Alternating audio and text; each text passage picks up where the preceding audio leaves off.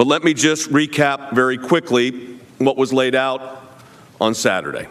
First, the transcript shows that the president did not condition either security assistance or a meeting on anything.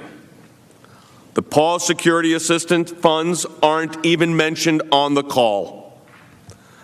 Second, President Zelensky and other Ukrainian officials repeatedly said there was no quid pro quo and no pressure on them to review anything.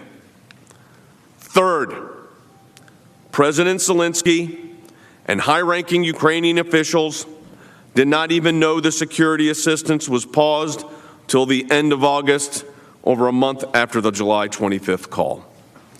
Fourth, not a single witness testified that the president himself said that there was any connection between any investigation and security assistance, a presidential meeting, or anything else. Fifth, the security assistance flowed on September 11th and a presidential meeting took place on September 25th without Ukrainian government announcing any investigations. Finally, in the blind drive to impeach the president, President Trump, in reality, strategically, has been the best friend and supporter of Ukraine, certainly in our recent history. These are the facts.